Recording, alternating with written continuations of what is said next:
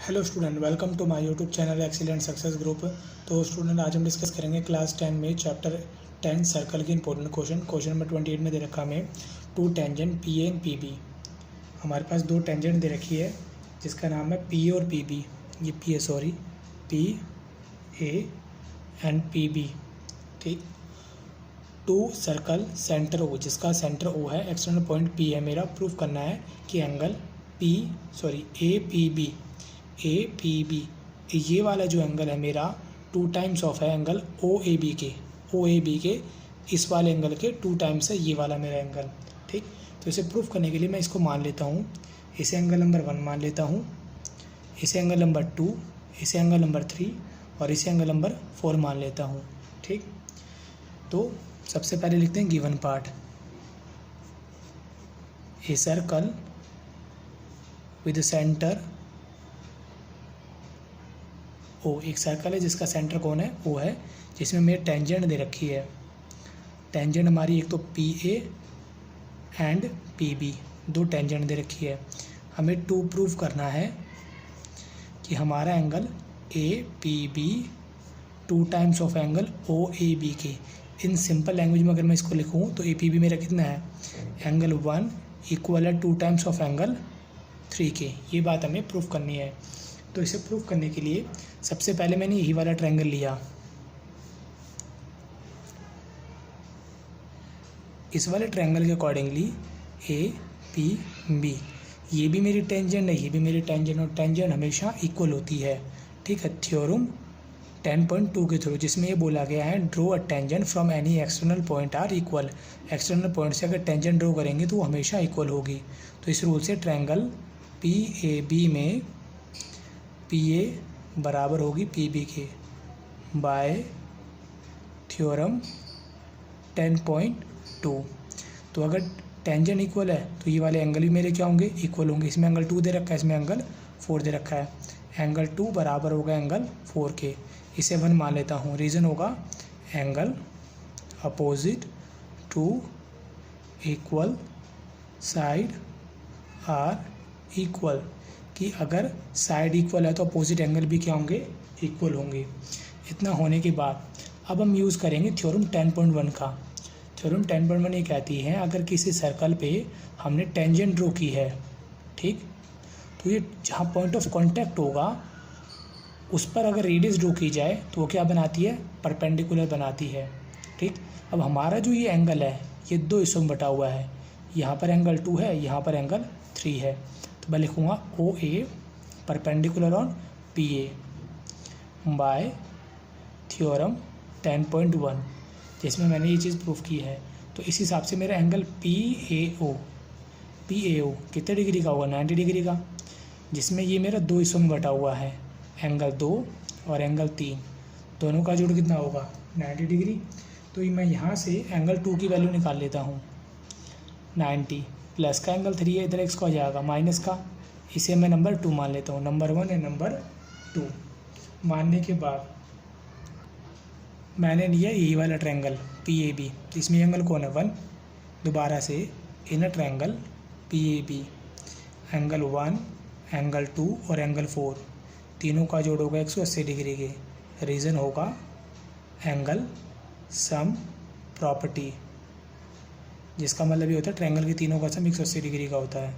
फिर मैंने यहाँ पे यूजिंग की 1, एंगल 2 का एंगल 2 ले लिया, एंगल 4 किसके बराबर, एंगल 2 के, तो एंगल 2 ही रहने दिया मैंने, 180। एंगल 2 मेरा आया 2 टाइम्स, तो 2 times of angle 2 is equal to 180। फिर मैंने यूज़ किया यूजिंग इक्वेशन 2,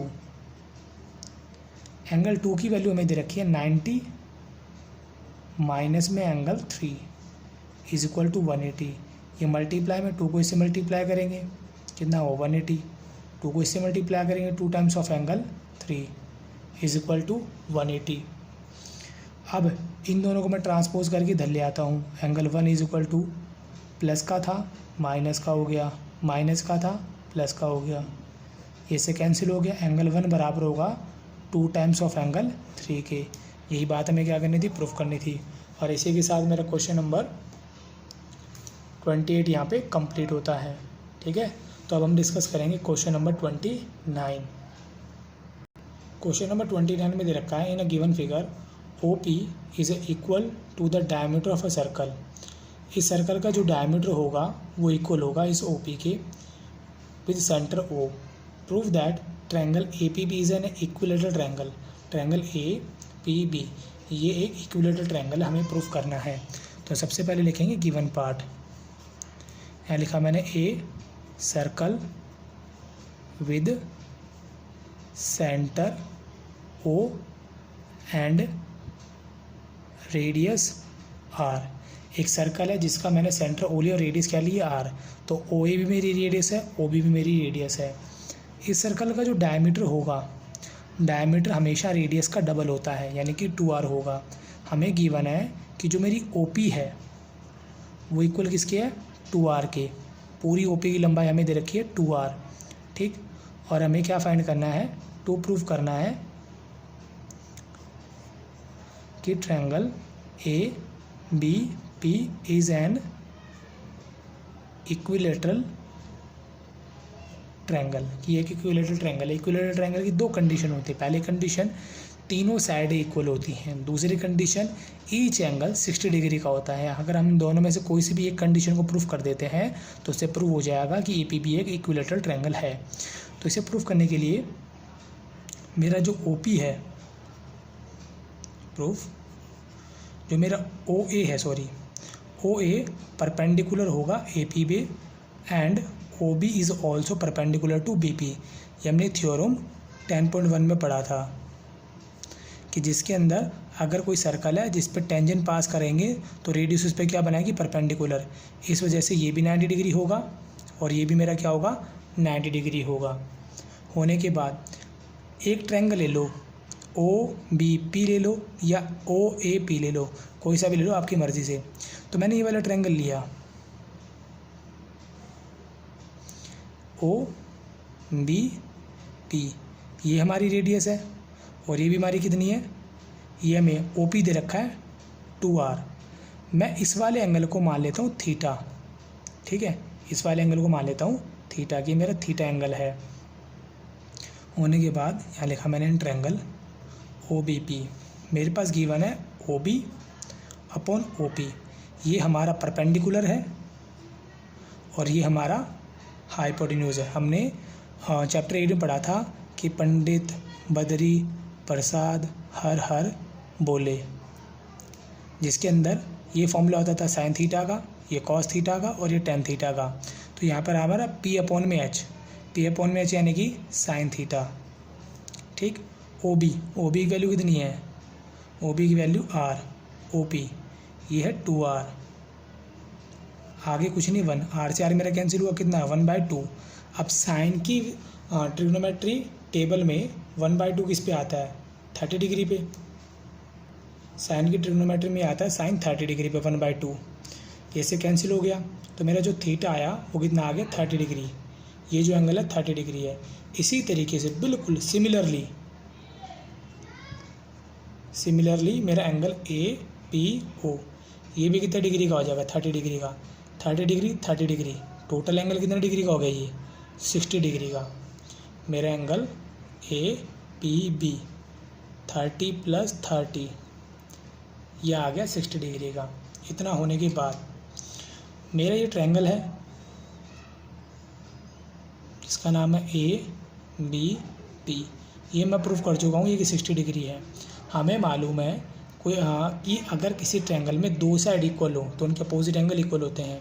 तो मेरी जो ए पी है और बी पी है दोनों टेंजेंट है, इस वजह से इक्वल होंगी। ए पी और बी पी टेंजेंट है, जो कि हमने थ्योरम 10.2 में प्रूफ किया था कि draw a tangent from any external point are equal. External point से अगर टेंजेंट ड्रो की जाएगी तो वो इक्वल होगी। तो यहाँ लिखा मैंने in triangle A P B, A P equal होगा बी पी के by theorem 10.2।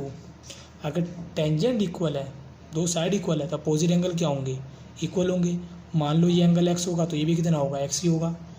Angle P A B equal होगा एंगल पी बी ए के, जिसको मैंने x मान लिया। रीजन में दिया angle opposite to equal side are also equal. तो अब इस ट्रायंगल में तीनों एंगल का sum and triangle A P B, angle A P B plus angle P A B plus angle P B A, तीनों का जोड़ होगा 180 डिग्री। रीज़न होगा एंगल सम प्रॉपर्टी। तो ये मेरा एंगल दे रखा है x, ये भी x और ये 60। A P